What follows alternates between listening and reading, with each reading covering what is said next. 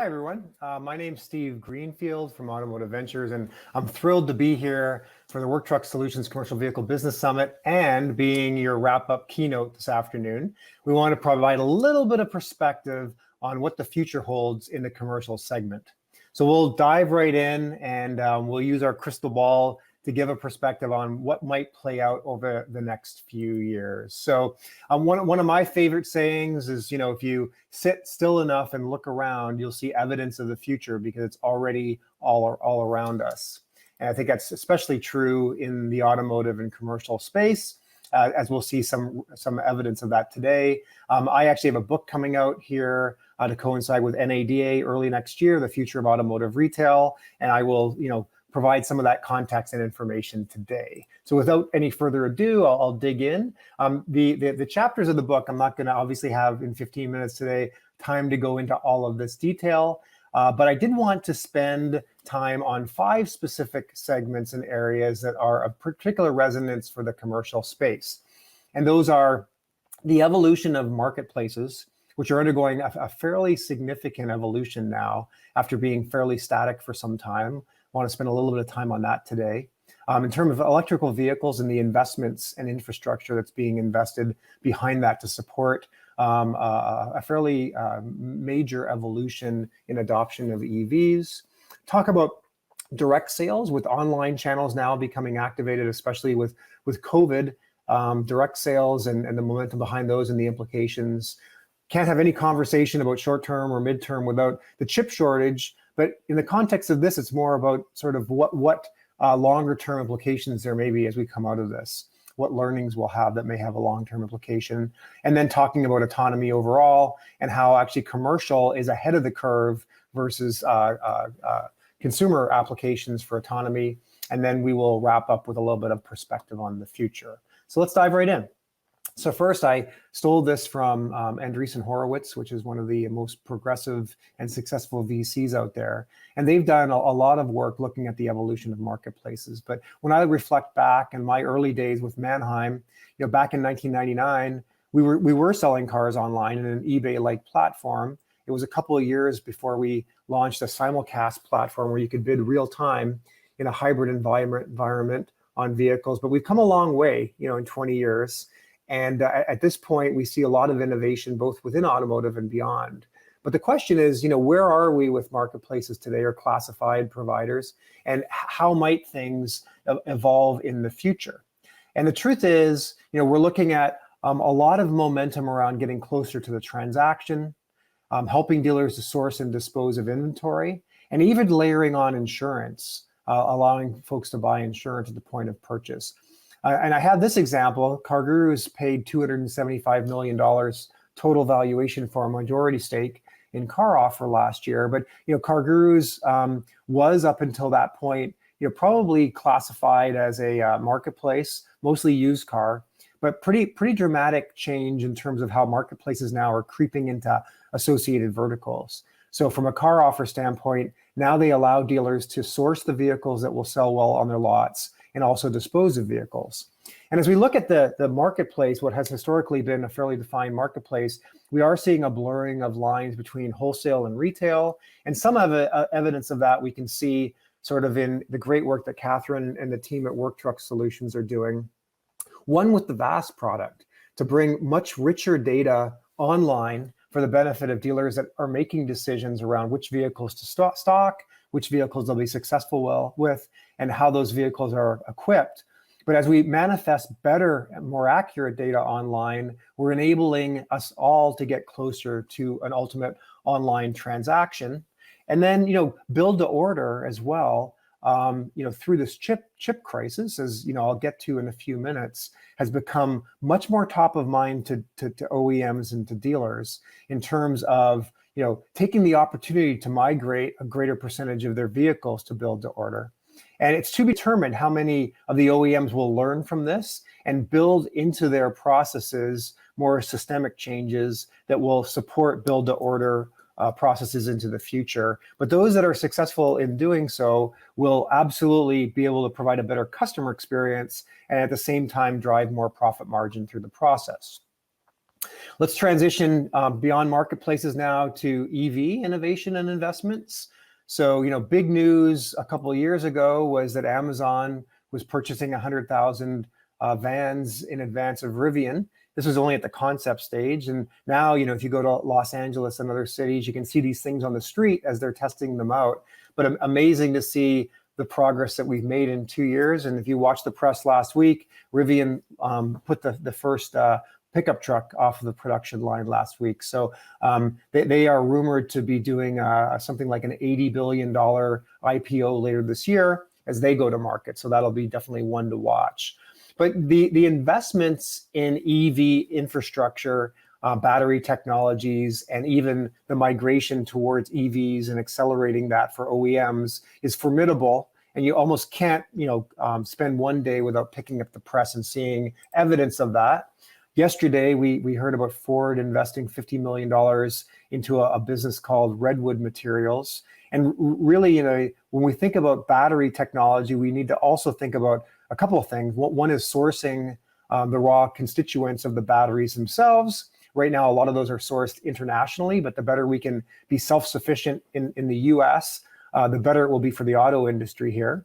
But also from a reclamation at the end, when it comes to an internal combustion engine vehicle, it can be exported overseas, and whether it goes into Africa somewhere or the Middle East or even down into Mexico, gas is a universal standard. It won't be the same thing with EVs, right? So we won't be able to just ship them overseas and hope that somewhere in Afghanistan or Iraq or the Middle East or Northern Africa that they'll have the charging infrastructure to support these. So all the more important, not only from a scrappage and making sure that there's a residual value at the end, but also ensuring from an environmental standpoint that we get smarter. And we're seeing now OEMs make big bets in those types of areas. So whether it's charging infrastructure, whether it's the battery technology themselves, or even into, as this investment we saw yesterday with Ford, battery reclamation afterwards, we'll definitely see a lot more investments in these areas going forward, and they may even accelerate.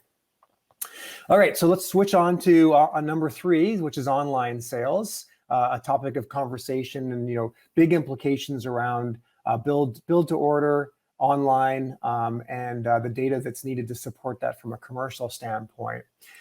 Interestingly, if I pulled out a couple of quotes that we've seen in the press over the last week or so. One from Rivian, to say with Rivian for a minute, Rivian's going to skirt dealer protection laws in the US because they won't have any physical sites. So unlike Tesla that puts up these showrooms, Rivian will be selling directly to consumer online, and they won't have any restrictions. Right now, as of today, 22 states allow for vehicle manufacturers to sell vehicles to consumers. Rivian can sell directly to consumers without any restrictions.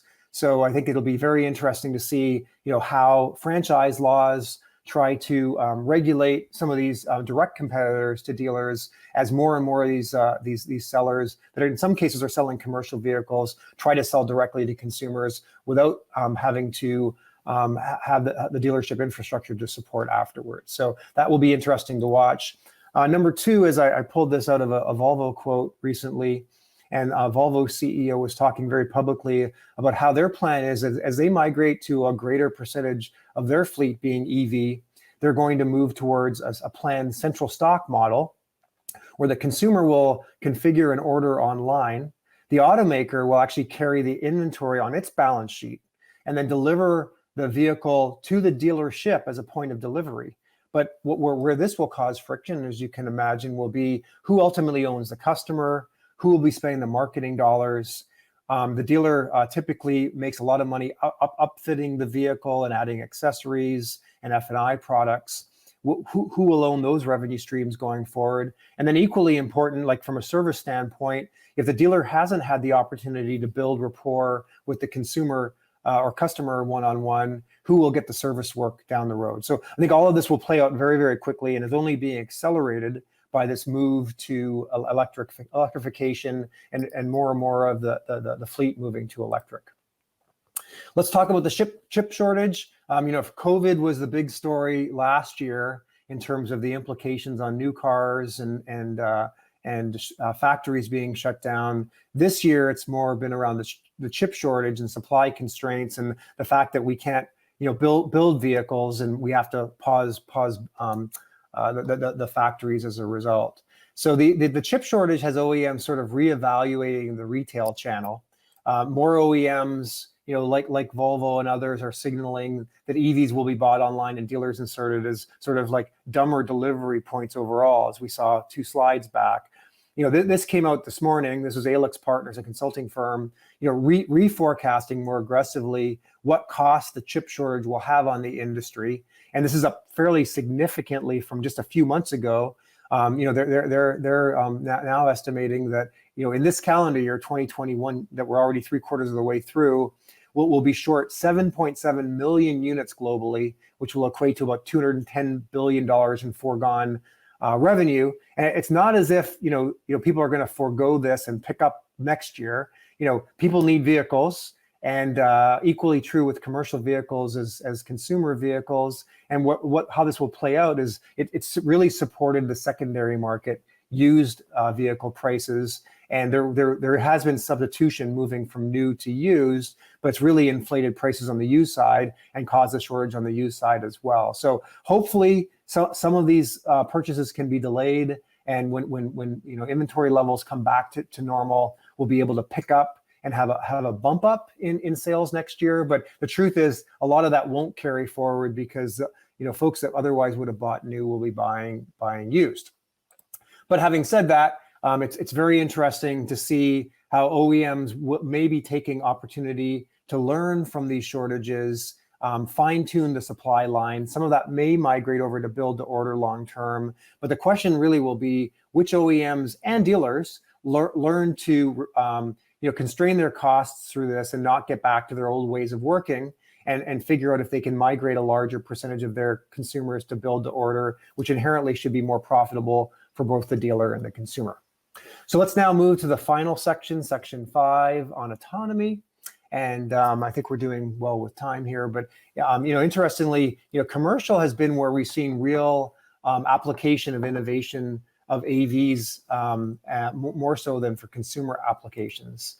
I couldn't help but sort of yank out an old consulting chart, but if you believe the consulting firms 5 years ago, this is Accenture, and not to single out Accenture, because I think all the consultants were much more bullish on the adoption of level 5 full autonomy for consumers.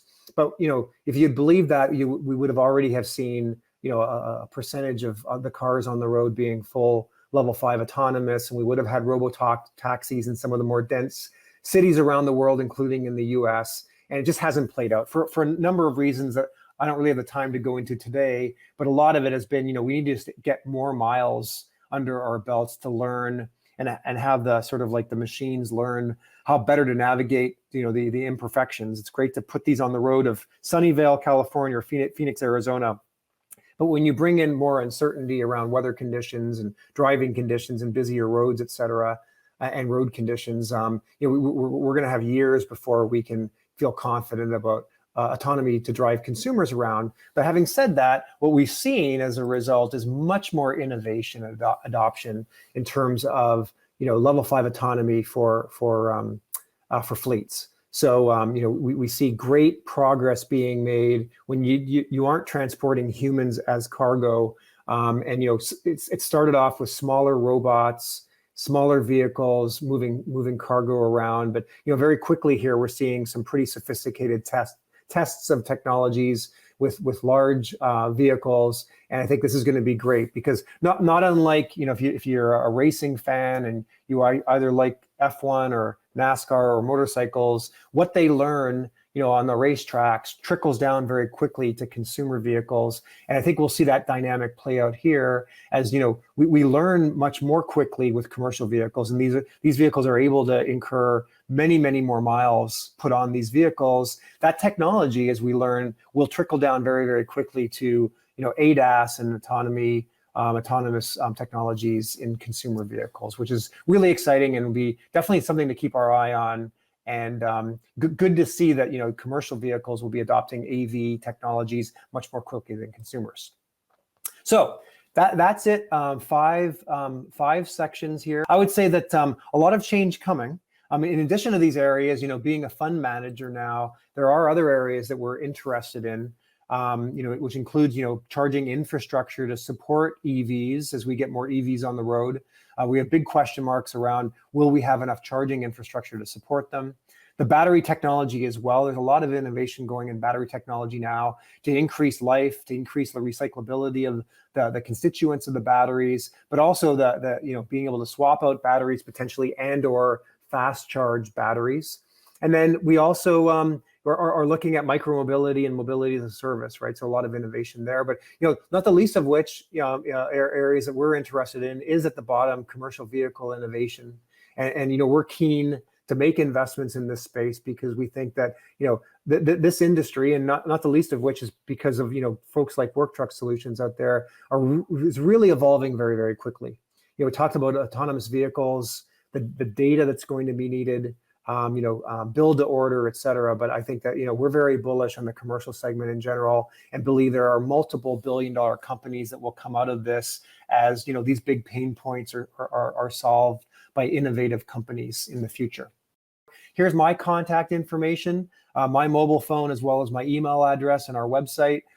Happy to chat with anybody about the industry at any time. I live and breathe this stuff, but greatly appreciate the opportunity that Work Truck Solutions has provided me for the Commercial Vehicle Business Summit to be your wrapping keynote, and hopefully shed a light a little bit on the themes that we'll see into the future. And with that, I will pass that back to our moderator. Thank you for having me today.